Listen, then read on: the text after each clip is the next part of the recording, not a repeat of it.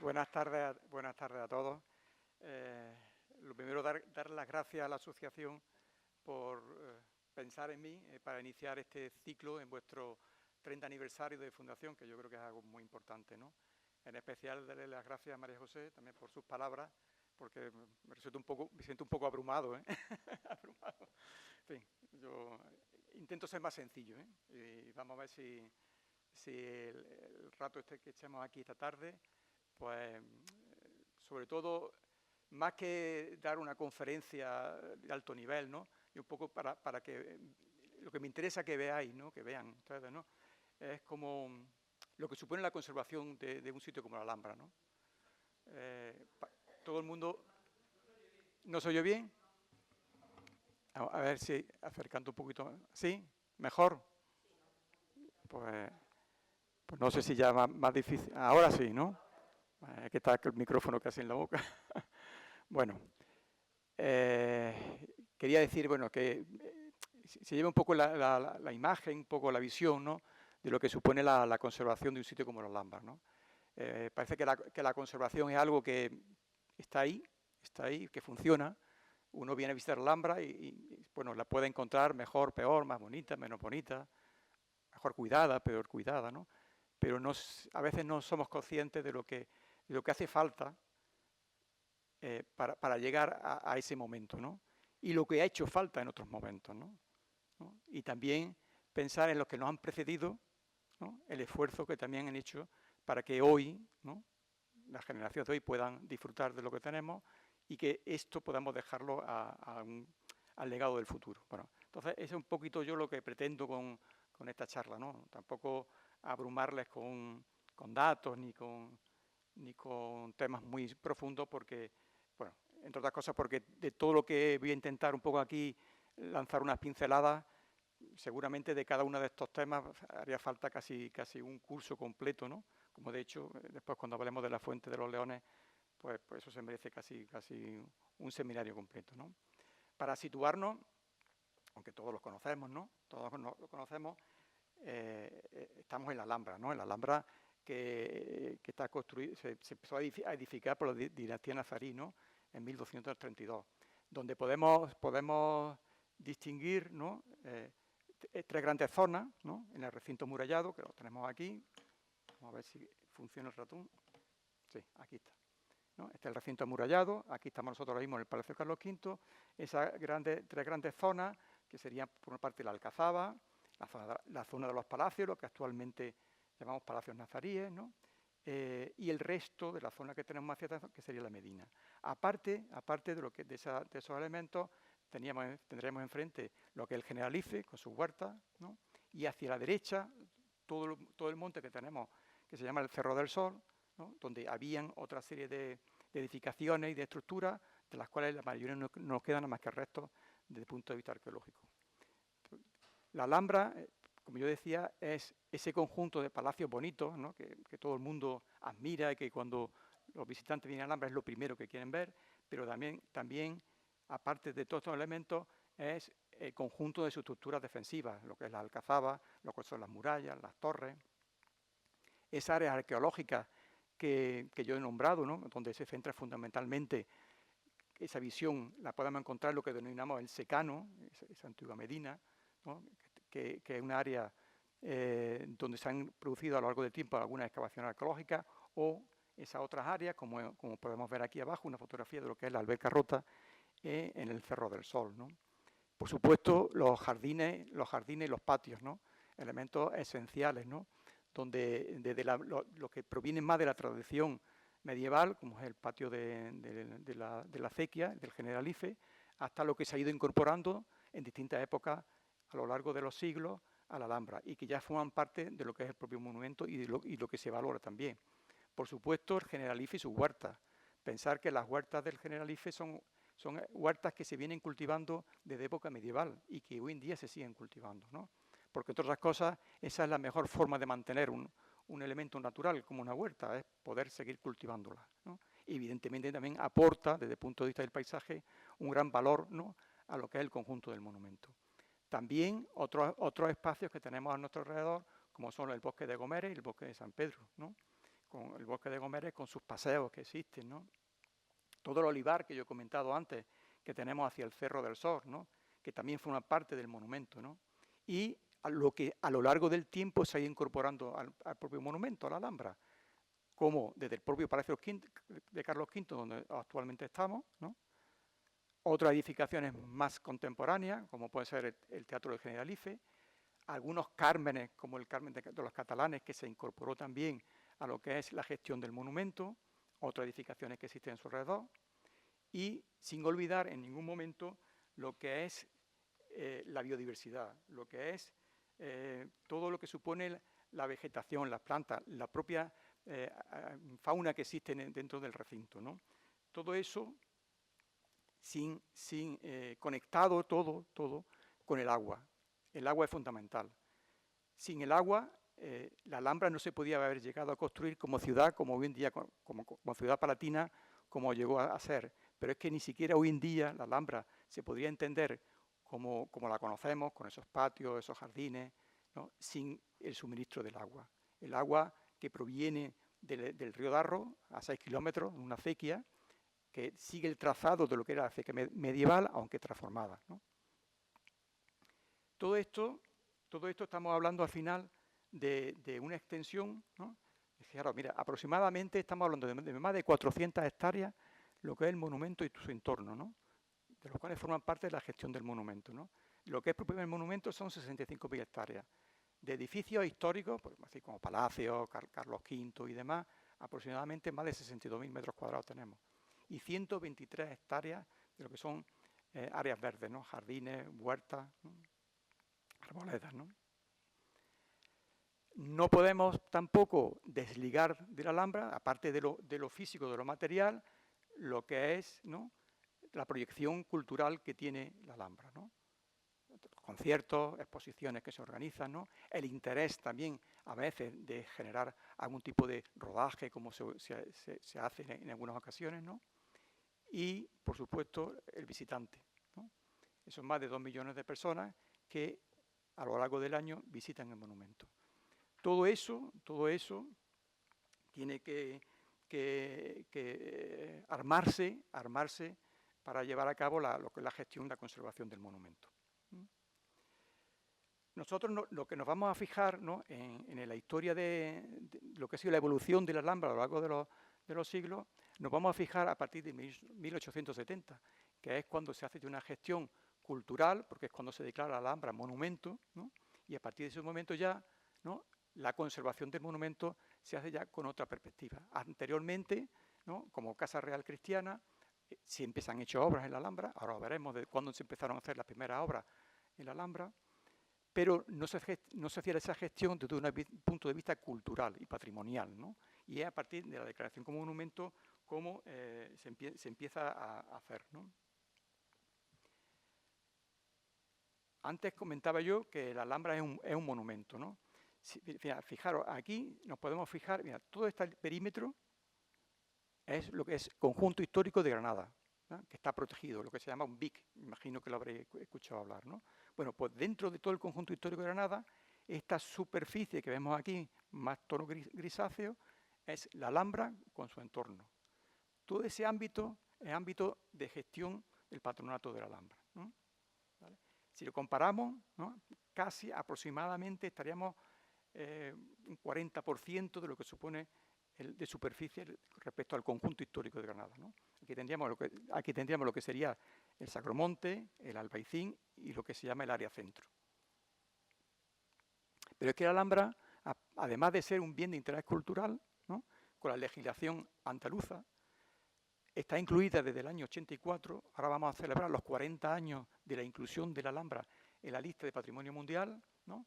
Está incluida dentro de esa lista por 3 criterios, ¿no?, lo cual supone también una responsabilidad, ¿no?, en cuanto a la conservación y un compromiso, en este caso a través del Estado, ¿no?, en cuanto a la preservación y la conservación del monumento, ¿no?, que evidentemente conlleva también a que, por ejemplo, periódicamente se hagan evaluaciones por parte del Centro UNESCO del estado de conservación del monumento. Como yo decía, todo esto hay que conjugarlo de una forma integral, ¿no?, como esas tres patas grandes que yo coloco ahí. Por una parte, la conservación y la investigación, porque la conservación y la investigación van unidas, ahora después lo veremos, ¿no? La visita pública, porque evidentemente tenemos que ofrecer, ¿no?, a la sociedad, ¿no?, el conocer y poder acercarse a este espacio, y evidentemente esa proyección cultural y científica que siempre tiene la Alhambra. Para remontarnos un poco en cómo se ha ido procesando a lo largo del tiempo esa gestión de la conservación, que es lo que aquí en principio me interesa, evidentemente asociado a otros elementos, como yo he dicho anteriormente.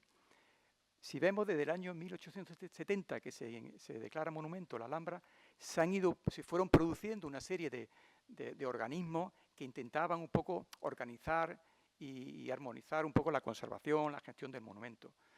Aquí pongo una relación amplia, de los cuales yo voy a destacar, sobre todo en lo que hoy a mí más me interesa, ¿no?, es los informes que se hacen por Ricardo Velázquez Bosco, que era un arquitecto, e inspector de monumentos, ¿no?, que establece las prioridades de conservación en esos momentos, ¿no?, de la Alhambra. Ese es un momento importante. Luego después también destaco aquí la figura de Leopoldo Torres de Albás. No sé, me imagino que la habrán escuchado hablar, ¿no?, que sienta las bases de lo que es del monumento que actualmente podemos conocer, ¿no?, gracias a sus intervenciones, ¿no? Y ya como resultado final en ese proceso es cuando se hacen las transferencias del Estado a la comunidad autónoma de la gestión del monumento, porque el monumento sigue siendo propiedad del Estado, solamente están transferidas la gestión a la Junta de Andalucía.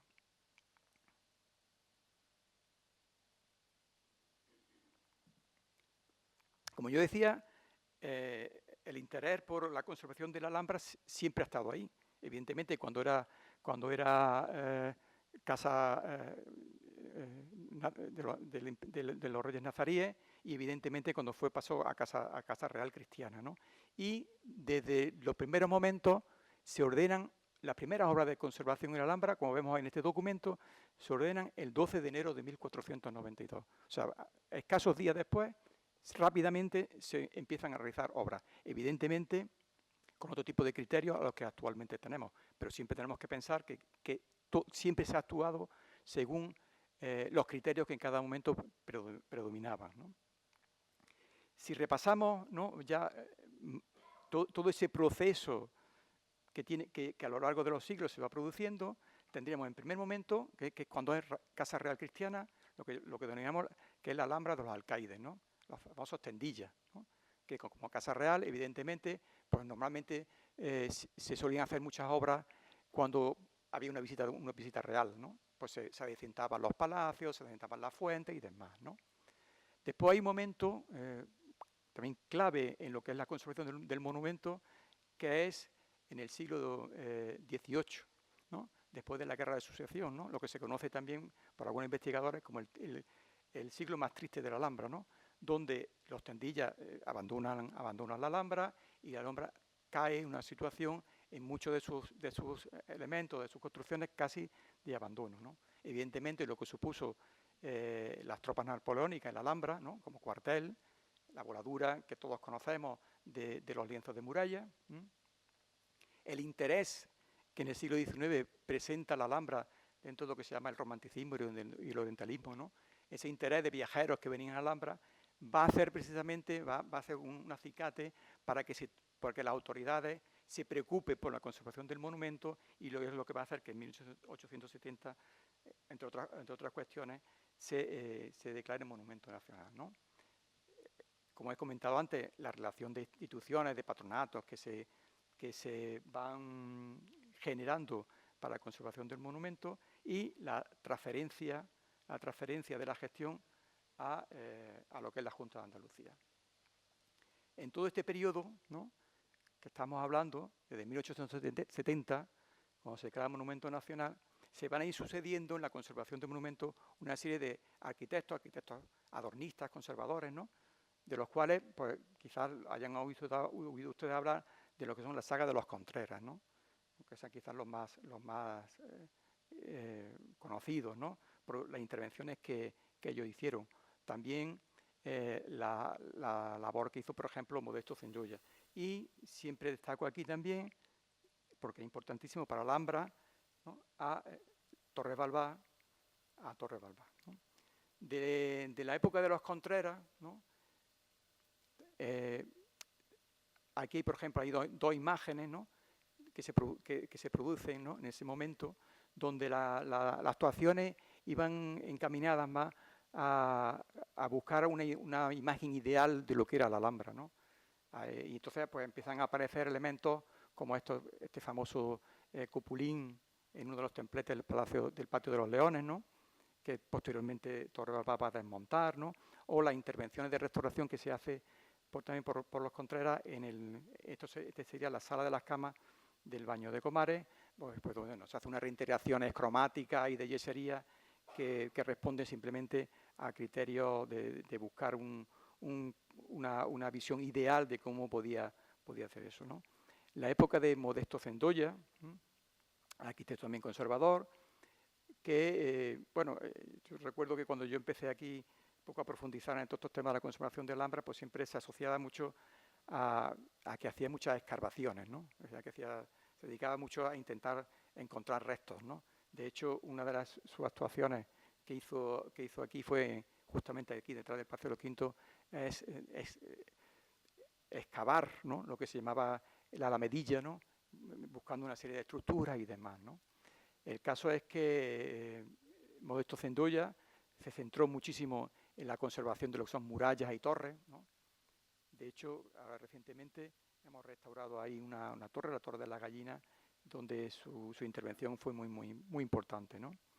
Modesto Zendoya va a ser cesado por Ricardo Velázquez Bosco, porque Ricardo Velázquez Bosco había hecho un plan de conservación de la Alhambra, donde había establecido una prioridad de las cosas que había que hacer, las intervenciones que había que realizar, y a la vista que Zendoya no se atenía como a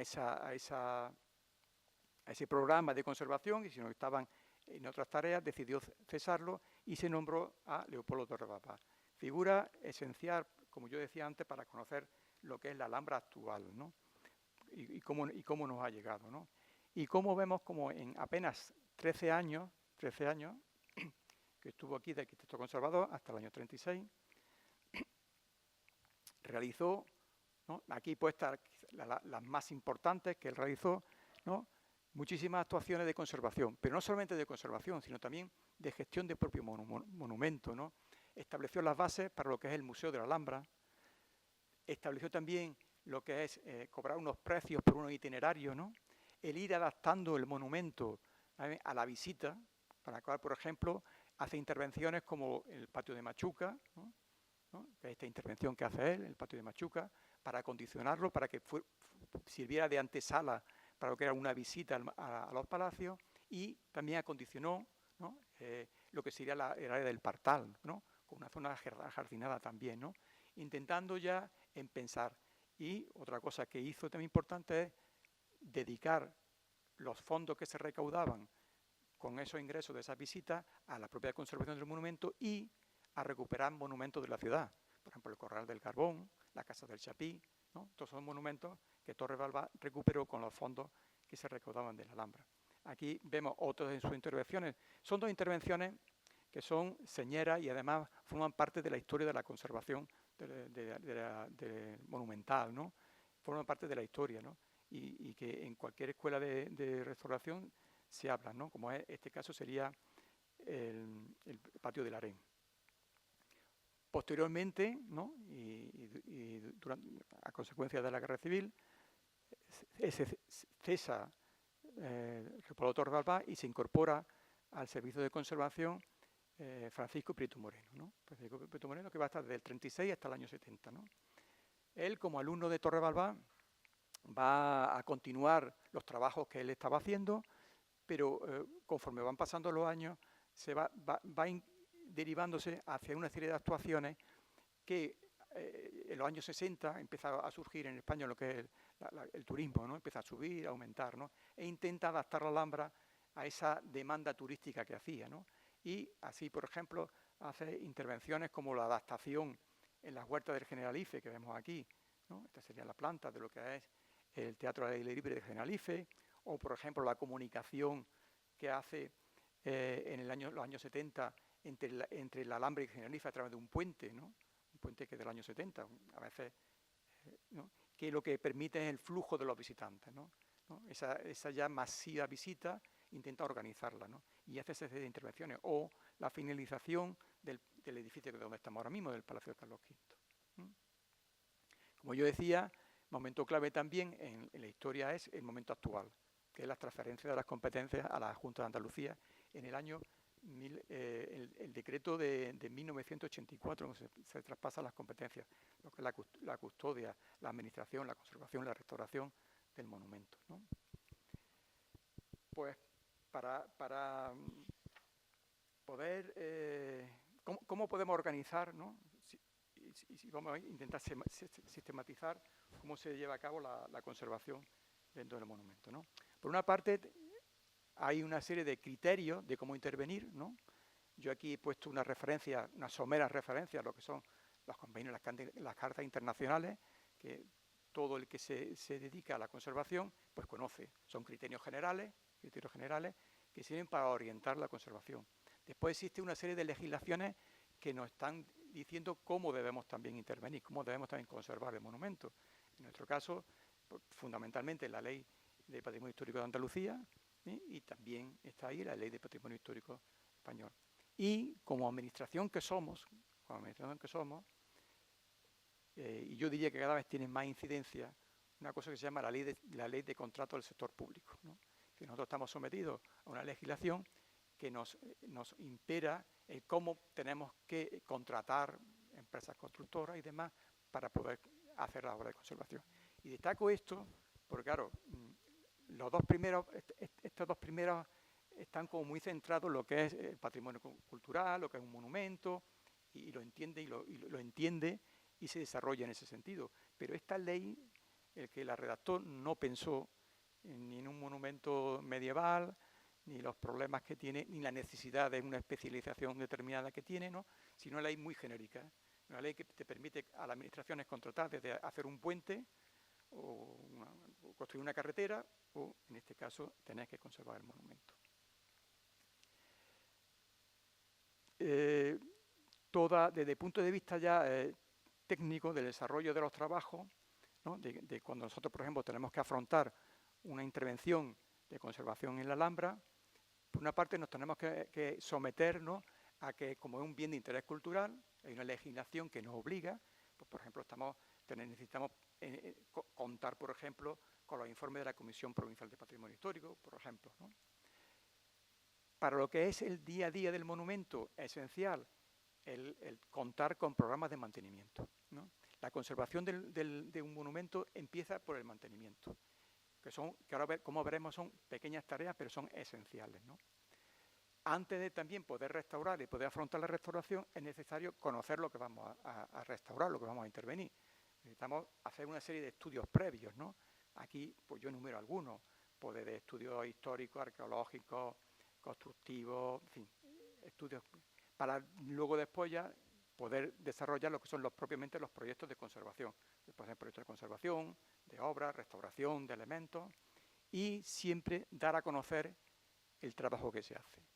Tanto para el conocimiento general, tanto de especialistas, el público general, y también dejarlo documentado para las generaciones futuras. Lo que yo hablaba antes es fundamental, el mantenimiento, ¿no? Eso es lo primero que hace falta para la conservación. Y son tareas muy sencillas. Por ejemplo, las cubiertas, ¿no? Limpiar cubiertas, tejas que están rotas, ¿no? Pequeñas reparaciones de pavimentos, de morteros, ¿no?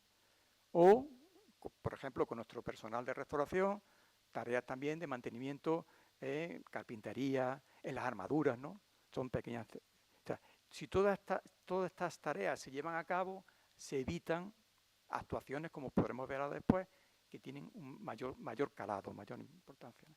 O las tareas también de mantenimiento, tanto por ejemplo, de cerámica, de los alicatados de la Alhambra, de la yesería, a través también, en este caso, por ejemplo, vemos imágenes que son de restauradores del Patronato de la Alhambra, ¿no? Y sin olvidar que cuando hablamos de conservación, no solamente hablamos de conservación de lo inmaterial, de piedras o ladrillos, o yeso, ¿no? Sino también la jardinería, lo verde. La conservación es integral y también lo que es la conservación de los jardines forma parte también de esa idea.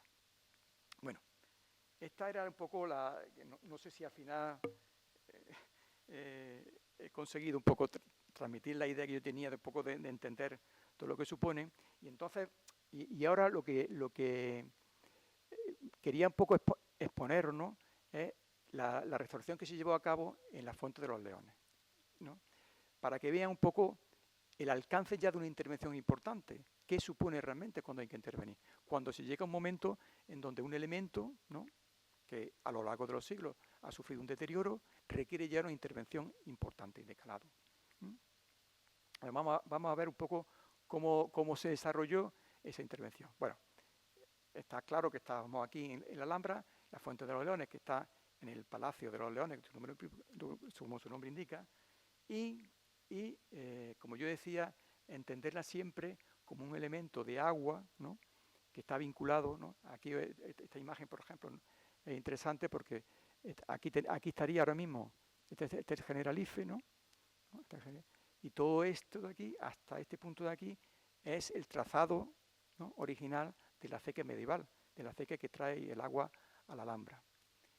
Esta imagen que veis aquí, que se ven con varias líneas, indica diferentes niveles que a lo largo de los siglos ha tenido ese trazado de la acequia, porque realmente cuando hablamos de acequia real no hablamos de una acequia real, hablamos casi de un sistema que a lo largo de los siglos se ha ido modificando. De hecho, actualmente el trazado que existe es un trazado moderno, que en los años 50 se decide hacer un trazado moderno porque había ya problemas en los trazados anteriores y se hace un trazado totalmente moderno. Pero lo importante es que ese suministro sigue funcionando y gracias a eso existen las fuentes, existen los jardines y se pueden regar.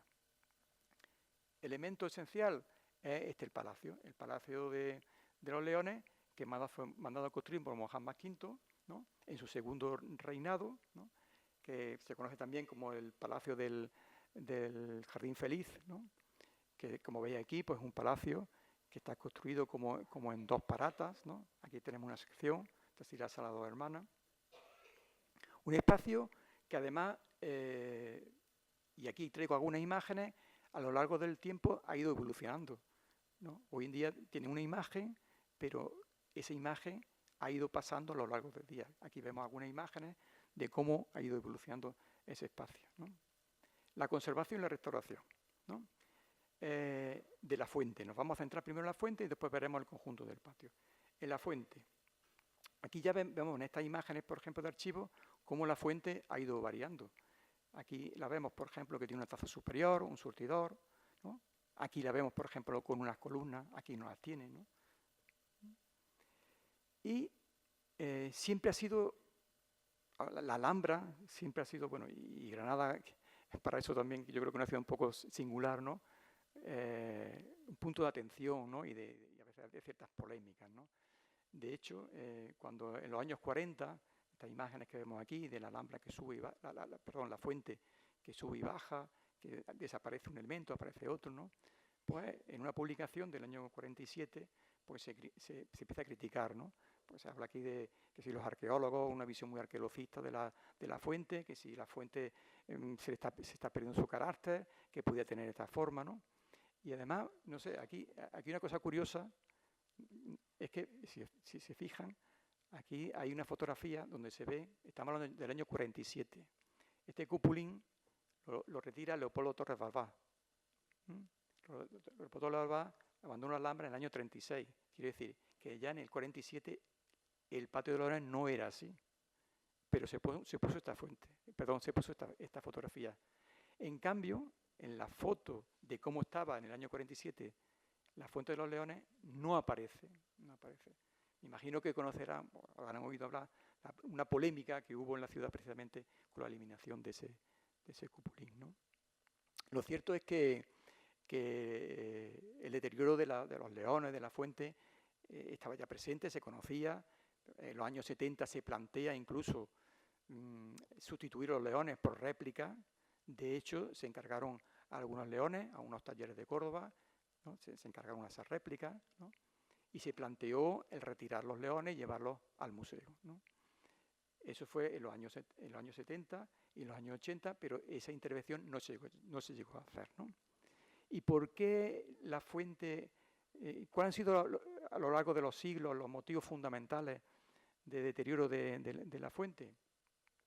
Por una parte, la propia materialidad, la propia piedra, ¿no? Estamos hablando que la fuente es mármol de Macael, ¿no? Sus características, ¿no?, hacen que pueda favorecerse su deterioro, ¿no?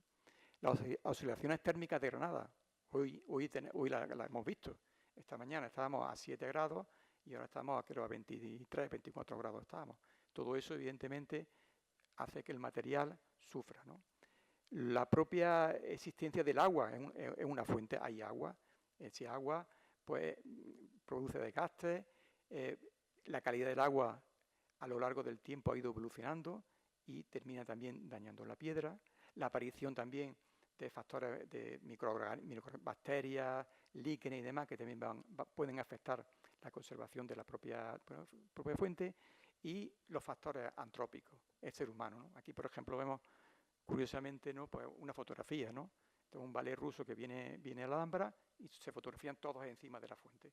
Pues evidentemente eso al final va a causar y una serie de operaciones, como por ejemplo las reparaciones que se hacen de la fuente y demás, para producir deterioro. El proyecto, cuando se piensa en el proyecto, ¿no?, aquí pongo yo un poco cuál ha sido la secuencia que ha tenido, ¿no? El proyecto de restauración de la fuente se empezó por la restauración del león número 4, ¿no? Después veremos cuál es el león número 4. Posteriormente se decidió restaurar los 11 leones y la taza, la recuperación del circuito hidráulico para que se vuelva a funcionar el conjunto de todas las fuentes del palacio, una intervención arqueológica que se hacen asociadas a estas intervenciones y un proyecto de pavimentación del patio, ¿no? Bueno, aparte de todos los procesos finales de conservación preventiva que se van a hacer, ¿no? Y aquí traigo unas imágenes para que vean un poco este león número 4, que es el primer león que se decide retirar y empezar a restaurar para establecer un poco cómo iba a ser el proceso de restauración, establecer los criterios, el modo de poder abordar esa intervención, ¿no? Se retira el león número 4, se lleva a un taller aquí dentro de la Alhambra y se comienza su restauración. Previamente se habían hecho una serie de estudios previos, ¿no?, para conocer, por ejemplo, aquí en este caso, se estudia el microclima de la fuente de los leones. Aquí se está haciendo una serie de ultrasonidos para ver el estado de la piedra, se hacen incluso gammagrafías para ver también cómo está la piedra por dentro. Y una vez terminada la restauración, tenemos el león número 4, que si durante estos años estuvieron por la Alhambra, estuvo expuesto en el Museo de la Alhambra durante un tiempo. Una vez que ya teníamos el león 4 restaurado, hubo un debate de cómo abordar el resto de la fuente. Podríamos decir que habría como varias soluciones. Una solución sería ir retirando león a león, me llevo uno, lo restauro, lo vuelvo, me llevo uno, o incluso hacer réplicas, copias y colocarlas, o hacer lo que se decidió, una decisión que era retirar todos los leones y restaurar a la vez los leones y la taza. ¿Por qué? Pues porque se entendía que así un mismo equipo de restauradores iba a intervenir, con lo cual los criterios eran homogéneos a la hora de tratar todas las figuras, que se podía además también abordar la recuperación del circuito hidráulico que había que hacer, ¿no? Por eso se decide restaurar los 11 leones en talleres de la Alhambra. La taza se decide restaurarla in situ, tenía gran tamaño y era difícil trasladarla. Y además para todo este proceso lo que se hace, se crea lo que se llama una ponencia técnica donde colaboraron por una parte el IAPH, que es el Instituto Andaluz de Patrimonio Histórico, y el Instituto de Patrimonio Cultural de España, junto con el Patronato, para ir validando todo el proceso, ¿no? Actuaciones que se hacen y que ahora vamos a ver en fotografías, ¿no? Los estudios previos que he comentado anteriormente. Lo primero es preparar los leones para trasladarlos a los talleres de restauración, preparar un espacio para restaurar la taza in situ, realizar toda la serie de estudios previos que hay que ir haciendo en paralelo a la restauración, trasladar, una vez restaurados todos los leones, trasladar el león número 4, que ya teníamos restaurado, para el conjunto y armonizar la restauración, devolverlos a la fuente, ¿no? Y un momento que también que hubo ahí, entre una intervención y otra, que se hizo una exposición para mostrar la restauración de los leones. Aquí vemos los primeros pasos de lo que es el traslado de los leones a los talleres. Primero vemos la preparación, los leones se prepararon, se engasan, se les diseñaron unas cajas especiales para poder trasladarlos y el día 6 de febrero del año 2007 se comenzó a trasladar a todos los leones a los talleres. Y además se hace comunicándolo con prensa, comunicando a la sociedad para que conozcan lo que va a suceder, porque pasado 3 días ya no había leones en la fuente, en el patio de los leones, ¿no? Entonces, evidentemente, iba a ser un poco chocante cuando un visitante llegara a Lambert y se encontrara que la fuente de leones no estaba, ¿no? Aquí esta fotografía es pues justamente del día que se retiró el último león, ¿no? El 9 de febrero, ¿no? Y aquí vemos los leones ya dispuestos, ya se habían trasladado todos en el taller. Una vez trasladados los leones al taller, se prepara ese espacio, ¿no? Que esta caseta, ¿no? Que estuvo colocado un tiempo en el patio de los leones para que los restauradores pudieran trabajar, que por una parte permitía el trabajo de los restauradores y también para que el visitante viera ese proceso de restauración, ¿no? Que se estaba llevando a cabo. La serie de trabajos y de estudios que se hicieron, por ejemplo, desde escanearlos, hacer escáneres láser 3D, estudios de microbiología, gammagrafía, estudios mecánicos y estructurales para ver constructivamente cómo estaban, fotografía, fotogrametría, una serie de estudios muy importantes, ¿no? Aquí vemos un poco fotografía de ese proceso, tanto en un lado en el taller de restauración como en la taza en la fuente. La taza presentaba una serie de alteraciones, ¿no? Que fundamentalmente tenían que ver, por ejemplo, había desgastes propias de la piedra, la erosión natural, también erosión por limpiezas que se han hecho a lo largo de la historia, retallados, grafitis, como este que apareció aquí, ¿no? Con el nombre de Richard Ford, de 1831. Sabemos que estuvo Richard Ford aquí, ¿no? Este es un hispanista inglés, ¿no? Que estuvo aquí, ¿no? Y las costras estas que vemos aquí, importantes, de carbonatación, de costras de 5 y 7 milímetros de espesor, ¿no? El proceso de intervención. Y aquí, por ejemplo, esta fotografía, podemos ver, este sería el estado previo, y aquí una vez ya limpia, como se ve ya precisamente el mármol de Macael, que aquí no se apreciaba, ¿no? Este es un proceso intermedio de limpieza que se hace, ¿no? La escultura de los leones, pues un proceso similar, pero los talleres, su limpieza, preconsolidaciones, desinfecciones, desmontaje, ahora veremos desmontaje de fragmentos y añadidos que tenían, ¿no? El recanalizarlo con una nueva canalización, porque, claro, en la restauración que se estaba haciendo, una restauración que lo que quería era volver a su funcionalidad a la fuente. O sea, los leones tenían que volver al patio, volver a la fuente y que la fuente siguiera funcionando. No estábamos ante una restauración de unas piezas que van a ir a un museo, ¿no? Si llegan a ser piezas que van a un museo, la restauración se hubiese planteado de otra manera. Pero se entendió que el valor es que esas piezas estuvieran in situ, en su sitio, ¿no? Y por eso había que estudiar el tema de recanalizarlo o el problema que después veremos de lo que son los rostros y las orejas, que eran elementos más deteriorados. Aquí vemos, por ejemplo, una gammagrafía de uno de los leones, ¿no?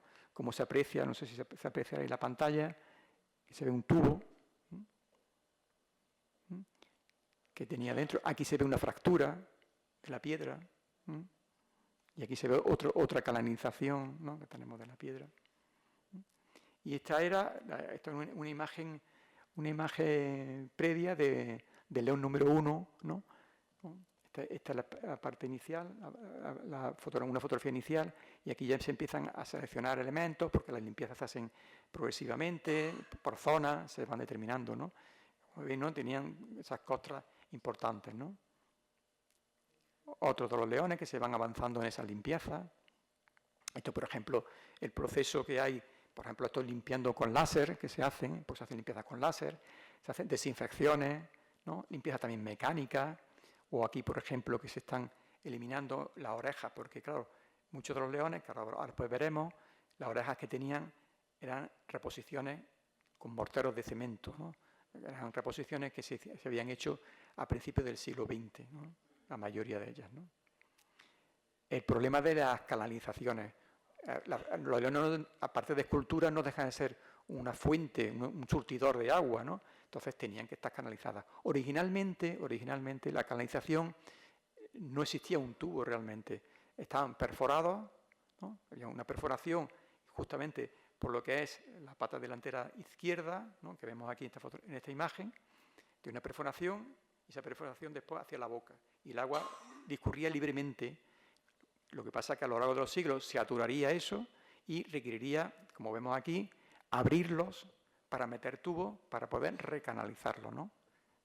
Por ejemplo, las fracturas que existen, en cada momento se hace de una forma determinada, algunas con más cuidado, otras con un poquito menos cuidado, porque ha fracturado lo que es la cabeza del león.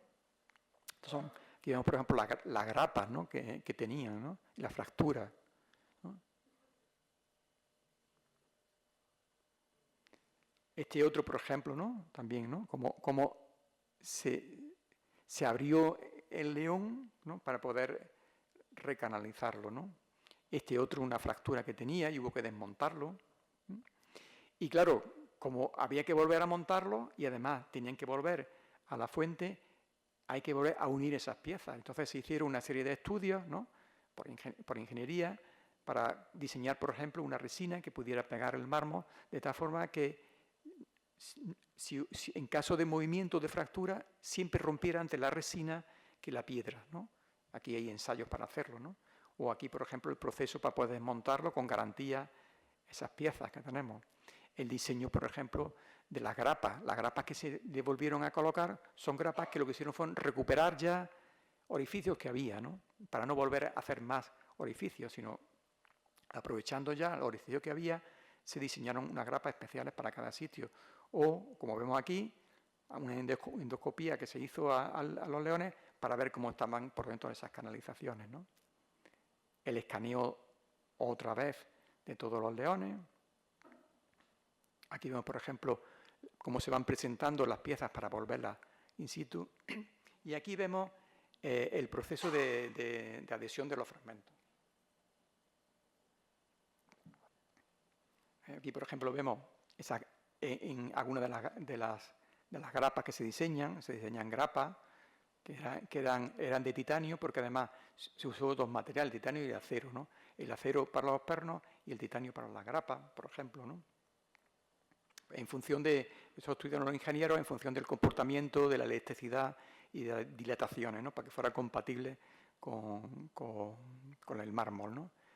Y un tema importante, claro, si vemos alguna de estas imágenes, ¿no? Por ejemplo, este león, prácticamente el rostro lo tenía desaparecido, las orejas habían desaparecido, entre otras cosas porque, bueno, en escultura, cuando se hace una reparación de una escultura, normalmente para añadir una prótesis se solía hacer un cajeado, ¿no? Y se colocaba la prótesis que se hacía. Y algunos de los leones habían perdido prácticamente el rostro, otros conservaban restos de orejas. Y como se trataba de reintegrarlo, el conjunto, y que hubiera una lectura homogénea del conjunto de los leones de la fuente, se decide, por motivos de conservación, porque además esas superficies de piedra son superficies que están de una piedra que ya está deteriorada, hace falta protegerla, crear una superficie de protección, ¿no? Porque va a volver a intemperie, a la lluvia, a la humedad, al frío, pues que esa superficie de protección además tenga una forma que nos permita entender y leer los leones. Como además, después veremos al final, existe una cierta relación entre la tipología de los leones, ¿no? Pues, y documentación, fue posible hacer esa reintegración de las orejas y de los rostros. De tal forma que, aquí por ejemplo, vemos el león 11, ¿no? Estado original, primera fase de reintegración y la fase final, ¿no? O el león 12, ¿no? Y si os dais cuenta, aquí se han reintegrado completamente las orejas, porque este león no tenía orejas originales, ¿no? En cambio, el león 12, que es este que tenemos aquí abajo, mantenían restos de orejas. Entonces, el criterio que se optó es los leones que tenían algún resto de oreja, simplemente se sellaba esa superficie que estaba fracturada, y los que tienen totalmente perdida la oreja, se reintegra todo el volumen, ¿no? Aquí veis, por ejemplo, otros de los leones. Estos son, por ejemplo, los que tenían restos de orejas originales. Y estos son, si es resto de oreja original, y esta ya no tenía. Por eso unos tienen... Aquí vemos, ¿no?, las melenas, ¿no? Porque los 12 leones son todos distintos, ¿no? Hay unas tipologías que se parecen, ¿no? Si no da tiempo al final y os enseño un poco cómo se distribuyen esas tipologías, porque se parecen, por ejemplo, en la forma del rostro, en la forma de la melena, ¿no?, de los leones, ¿no?, en la forma de la cola, en el tamaño, ¿no? Hay leones como más robustos, otros como menos robustos, ¿no? Vemos las colas, por ejemplo. Fijaros, si las fotografías primeras que veamos, que es una superficie totalmente gris, ¿no?, como aquí ya aparecen las vetas del mármol, ¿no? Aparecen esas manchas que son la pátina del tiempo, que no se elimina, ¿no? O sea, no se hace una restauración eliminando las pátinas del tiempo, sino que se mantiene. Y como yo decía, bueno, pues en todo el proceso de restauración del patio de la fuente hay momentos que los leones están restaurados, pero el patio hay que trabajar en él porque hay que recuperar el circuito hidráulico. Entonces se decide que una vez que están los leones restaurados, trasladarlos a la crista del Palacio de Carlos V, hacer una exposición y que se conociera esa restauración, ¿vale? Porque se estaban haciendo a la par otros trabajos en el patio, como es la restauración del circuito hidráulico, ¿no?, y la recuperación del pavimento que se puso finalmente en el Palacio de los Leones. Respecto al sistema hidráulico, ¿no?, que tenía que recuperar no solamente el funcionamiento de la fuente, sino del conjunto de las fuentes del palacio, había que diseñar un sistema que consiguiera un equilibrio entre todas las fuentes, o sea, que todas las fuentes funcionaran adecuadamente, la altura de surtidores, el caudal de agua, ¿no?, y que estéticamente estuvieran armonizadas. Conseguir que el agua fuera un agua de calidad. Estamos hablando de una piedra que está dañada, con lo cual hay que procurar que ese agua fuera de calidad, porque ya había originado en el tiempo problemas. La misma heladicidad, el frío, se hiela el agua, puede producir roturas, ¿no? Y además diseñar un sistema que fuera sostenible, ¿no? Entonces se diseña un sistema automatizado que, por ejemplo, establece que en invierno, cuando baja la temperatura, la fuente no funciona. Se vacían todas las tuberías para evitar que se hiela dentro de la tubería y pueda causar daño, ¿no?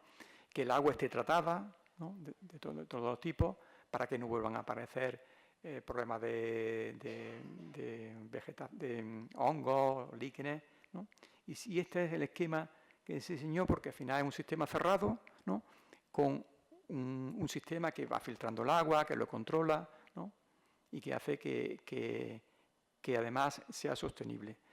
Para diseñar ese sistema, hemos comentado antes que en los años 70 se decide empezar a hacer una réplica de los leones, porque la intención era hacer réplicas y llevarse los leones al museo y dejar las réplicas, ¿no?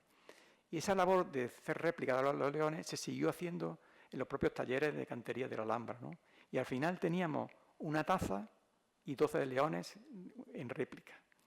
Se decidió montarlo en lo que son los almacenes del museo, ¿no?, lo que se conocen como los nuevos museos de la Alhambra. Esta réplica que vemos aquí, ¿no?, para ensayar todo ese sistema de funcionamiento hidráulico que hacía, ¿no?, y se instaló, ¿no? Estos serían los trabajos que se hacen en el patio para renovar el circuito, que no solamente afectó a la propia fuente, sino a otras fuentes, como estas fuentes pequeñitas de piso que tenemos en los suelos, también se intervino la serie de sondeos arqueológicos que se hacen en el patio de los Leones, ¿no? Hasta 18 sondeos que se hicieron, ¿no? Después veremos rápidamente, bueno, por ahora que voy a avanzarla, ¿no? Voy a avanzarla porque ya son las 6:30, creo que teníamos 1 hora, ¿no? Más o menos, ¿no? Bueno, se hace una serie de sondeos en el patio, ¿no? Y esos sondeos en el patio determinaron varias cuestiones. Una, que el Palacio de Leones se construye sobre un palacio anteriormente existente. De hecho, aquí aparecen, como veis aquí, algunos de esos muros de ese palacio existente previamente, ¿no? Que además, lo que se llama la roca, el conglomerado Alhambra, está muy superficial, ¿no? De hecho, en un cuadrante prácticamente está casi a nivel de suelo, ¿no? Pero que el terreno buza con una gran profundidad hacia la zona norte, ¿no?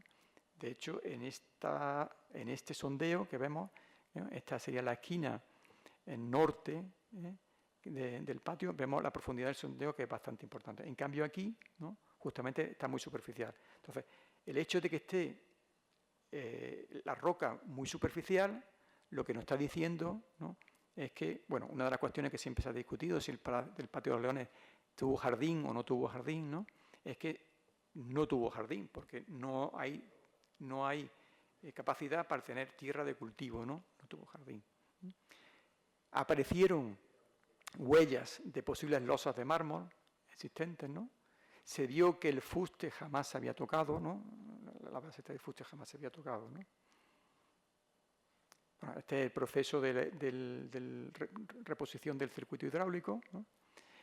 La fuente tanto de Dormanas como de Abencerrajes se recuperó su funcionamiento, recuperando algunos elementos existentes, como son estos surtidores, que casi todos provienen de final del XIX, principio del siglo XX, pero añadiéndole ya un sistema más contemporáneo para que pudieran funcionar, ¿no? Y un elemento importantísimo, esencial, fue que hubo que mover la taza. Porque claro, había que meter todas las canalizaciones por el fuste para que la fuente funcionara. Y se diseñó este sistema que vemos aquí. Aquí vemos el traslado de la taza con una especie como de carrito. Unos gatos se elevó y se trasladó para poder hacer esas intervenciones que me he visto aquí de sondeo, ¿no? Esta sería la base de la fuente, cuando la fuente ya la habíamos retirado con este sistema, ¿de acuerdo?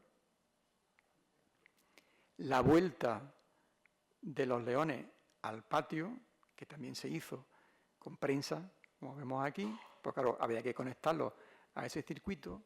Y aquí traigo estas dos imágenes, ¿no? Donde vemos cuándo se retiró el león número 4 y cuándo volvió al patio el león número 12, ¿no? Pasaron pues, casi 10 años, ¿no? de proceso.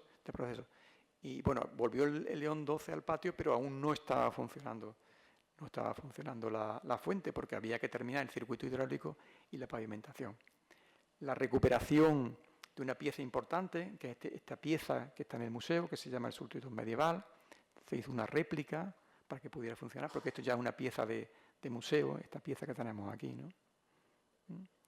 La pavimentación, ¿no? del patio de los Leones.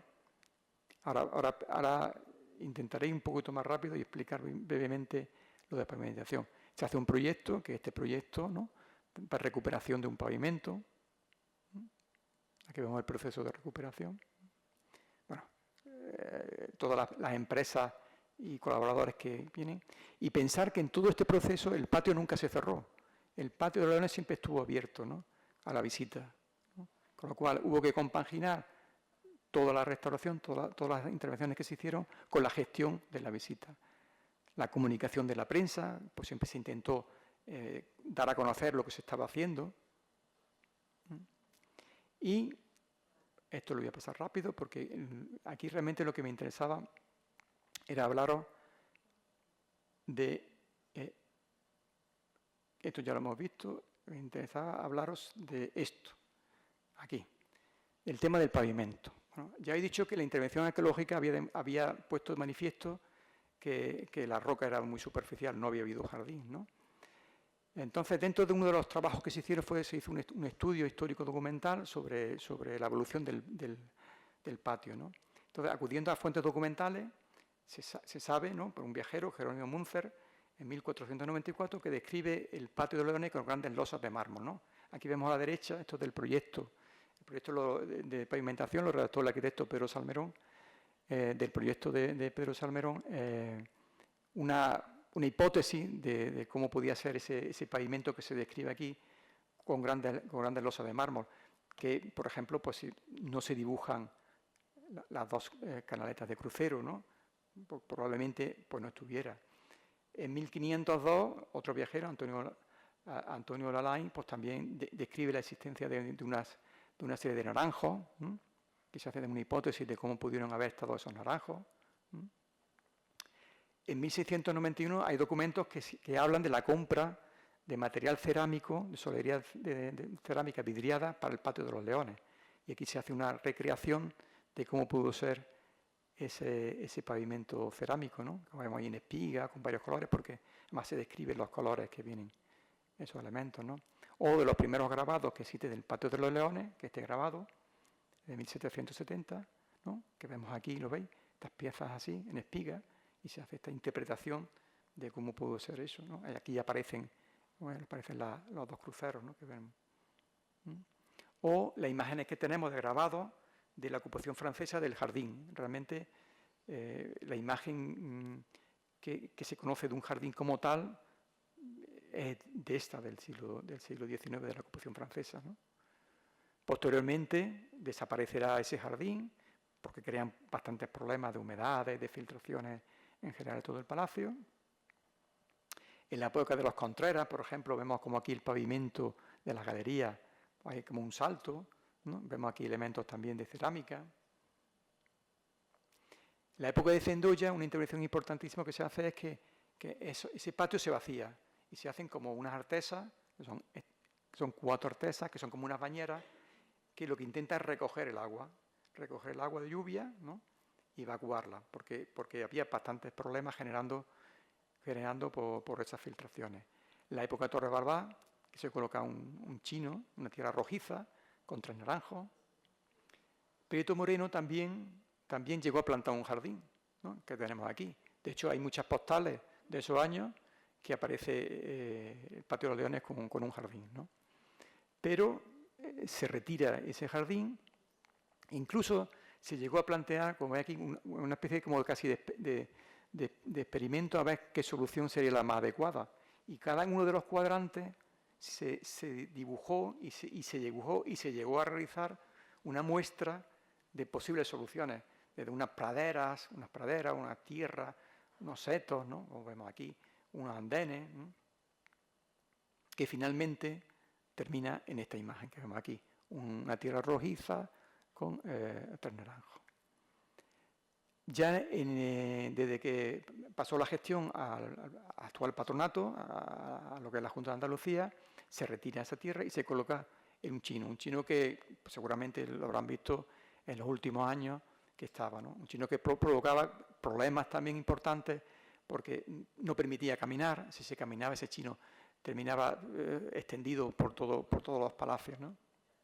Y es lo que hace, ya hemos visto que no existió jardín, que hay indicios de huellas de losas de mármol, que además hay textos que hablan de que estuvo solado, ¿no? Y además el pavimento también, a la hora de presentar un espacio, un palacio, un espacio áulico, ¿no? Se parecía más adecuado y dentro de la tradición de la conservación de la Alhambra, como por ejemplo el Palacio de Comares, ¿no? Y se hicieron, esto es una infografía, esto no es real, esto fue una infografía que se hace antes de hacer el proyecto de una solución. Pero es que también se hizo esta otra, se barajó también esta otra solución que vemos aquí, que es llamativa, ¿no? Que es llamativa con la solería, ¿no? Finalmente se optó por la solución de mármol, que es la que tenemos allí. Ya voy a terminar. Bueno, otra cosa que yo quería es cómo la forma de la fuente, ¿no? De cómo ha ido cambiando en el tiempo, ¿no? Esta es la solución que había de funcionamiento de la fuente cuando se empieza a intervenir, que tenía, por ejemplo, esta lanza de agua y aquí que tenía el sumidero de la recogida de agua, ¿no? Parece ser que en época medieval probablemente tuvo alguna configuración de este tipo, ¿no? Como vemos aquí a la izquierda, ¿no? Vemos aquí una fuente baja o incluso una fuente alta con unos balaustres, que después aparecieron, después veremos que aparecen en el siglo XIX, ¿no? Están esos balaustres. En mitad del siglo XVI se le colocó una taza superior, que actualmente está en el Jardín de los Adarves, ¿no? Y en el siglo XIX incluso otro surtidor, aquí superior, con un juego de agua y de saltos y demás de agua. Este surtidor está en el Museo de la Alhambra, ¿no? En el año 45 se desmonta esa taza, ¿no? Y ese surtidor, y como vemos aquí, se dejó con esos balaustres.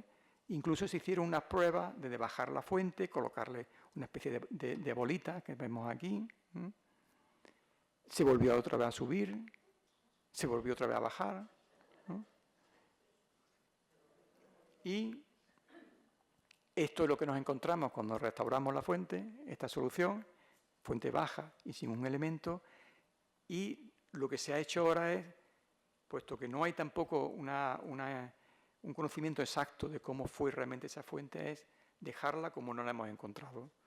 Lo único que se recuperó fue el funcionamiento de esa réplica del surtidor medieval que se retiró en los años 80, se retiró, ¿no? y que permitía el funcionamiento de la fuente. Bueno, yo lo voy a dejar ya aquí, creo, ¿no, María José?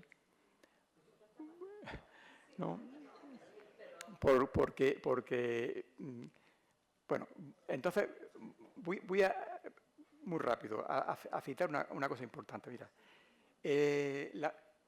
la fuente de los leones no podemos entenderla, ¿no? No podemos entenderla sin entender todo el palacio, ¿vale? ¿Por qué? Porque, como yo he dicho yo, lo manda a construir Mohamed V. Mohamed V, sabéis que tiene que abandonar la Alhambra, huye, porque lo iban a matar, ¿no? Se va a Fez y vuelve una segunda vez. En el segundo reinado, él pues, tiene que de alguna manera, podemos decir, afianzar, ¿no? Que es el legítimo heredero, ¿no? De la dinastía nazarí, ¿no? Entonces construye un palacio que tiene una simbología. Está relacionado también con las pinturas de la Sala de los Reyes, ¿no? La Sala de los Reyes, que se llama así porque existe una de las bóvedas, que es esta que vemos aquí, donde hay unas representaciones de la dinastía nazarí, ¿no? Esa presencia, ¿no? De esa dinastía. Es decir, yo pertenezco a un linaje, soy realmente el que me merezco, ¿no? este reinado, ¿no? Pero es que además los leones están muy relacionados también con el poder, ¿no? Si buscamos estas imágenes forman parte de la investigación iconográfica que se han hecho por compañeros como Jesús, ¿no? Y María del Mar Villafranca, ¿no? El león está muy relacionado con el poder, ¿no? Y siempre, si vemos en la iconografía de la historia, aparece siempre el león. Desde el mundo, en Persia, ¿no? Lo vemos siempre los leones, ¿no? El león, una figura que, pues, también relacionada con los elementos del agua, ¿no? O sea, que es un elemento evidentemente simbólico. De hecho, esas figuras de leones con las fauces abiertas son como elementos que están diciendo, yo estoy aquí al servicio del sultán, ¿no? Estoy defendiendo al sultán, ¿no? Incluso la propia forma de los rostros, ¿no? O sea, que ya existe una tradición de cómo tallar esa figura y el simbolismo de esa figura y lo que representan, ¿no? Los leones, yo decía que tenían una serie de semejanzas, ¿no? Todos son distintos, pero hay unos leones que tienen como esta forma, con una nariz achatada, como vemos aquí. Estos otros como una nariz más recta, ¿no? Las formas. Algunos que tienen aquí un tallado especial, ¿no? Y son como esas tres tipologías, ¿no? Lo que yo comentaba, miraron aquí las melenas, ¿no? Las formas de las melenas, como son todas similares, pero distintas, ¿no? Las colas también, lo que son las garras, ¿no? Hay, como vemos aquí, hay como 3 series de leones que tienen características similares. Son todos distintos, pero semejantes en esos elementos que yo antes he descrito, ¿no? Aquí las colas. De tal forma que los leones que están enfrentados tienen elementos semejantes, ¿no? en esa talla, pero también, por ejemplo, pues, estos 4 leones también tienen elementos similares, estos 4 también y estos 4 también. De tal forma que casi, si juntáramos todos, se formaría casi una estrella. Y ya lo voy a dejar aquí. ¿Sabes? Bueno, espero que no, en fin, hayáis llegado a captar algo de lo que he intentado. Gracias.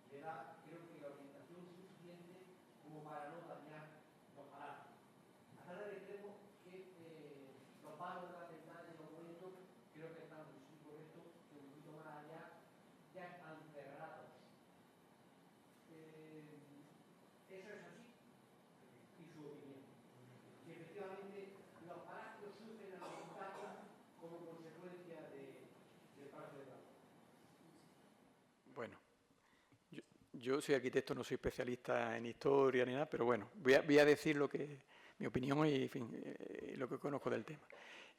Hay una cosa evidente. Los Reyes Católicos pudieron tomar al asalto la Alhambra y no lo hicieron. Y cuando llegan a la Alhambra, lo primero que hacen, ellos se reservan lo que son los palacios, porque era la casa del sultán, se lo reservan para ellos. Al séquito que venía con ellos, que le ayudaron en la guerra de Granada, pues le fueron repartiendo otras edificaciones, otros palacios y demás, ¿no? Y yo he puesto en un documento, ¿no?, que el día 12 de enero ordenan las primeras obras de conservación. Luego había una voluntad clara de conservar. ¿Por qué? Pues porque era el símbolo de la recuperación, en fin, llamaba aquí a extendernos, ¿no?, el Islam, el Occidente, ¿no?, la recuperación. Luego después aparece la figura de Carlos V, ¿no? Carlos V viene a la Alhambra y cuando viene a la Alhambra, pues él se enamora de la Alhambra y él decide, ¿no?, porque su intención era, pues, que esta fuera la casa real, ¿no?, una casa real, y ordena construir este edificio, ordena hacer una serie de estancias, que son las habitaciones del emperador, que se conocen, ¿no?, porque hay una voluntad clara de conservar el espacio, ¿no? Y cuando se hace el diseño, evidentemente, la voluntad es no tocar lo que son los espacios nazaríes. Lo que sí es cierto, ¿no?, que, me imagino que lo conocerán, es que aquí no tengo ahora mismo ninguna imagen, ¿no?, de una planta para poder verlo, que cuando se construye el palacio, lo que sería la fachada a la calle del Palacio de Comares desaparece. De la forma que nosotros lo que vemos ahora mismo, cuando estamos en el patio de Comares, es casi como un telón de un teatro, ¿no?, porque detrás está realmente el palacio de Carlos V. Luego, evidentemente, la posición que se elige es una posición para no destruir lo que era el palacio. De hecho, además, se hace una conexión directa, que ahora cuando salgan aquí podrán ver una escalera que hay aquí detrás, justamente detrás de esta sala, que comunica directamente lo que es el Palacio de Carlos V con los palacios nazaríes, ¿no?, esa voluntad. También el programa de lo que era el Palacio de Carlos V no solamente se limitaba al propio palacio, sino también había diseñado como 2 grandes plazas de armas, ¿no?, hacia la Alcazaba y hacia la Puerta de la Justicia, ¿no? Dos plazas de armas que no se llegaron a construir, entre otras cosas porque el Palacio de Carlos V tampoco se terminó. Realmente quien lo termina va a ser Prieto Moreno, quien lo termina, ¿no? Luego esa voluntad de conservar estaba, que evidentemente perdió lo que sería la fachada a la calle real, lo que era el Palacio de Comares, ¿no? No sé si es suficiente o... ¿vale?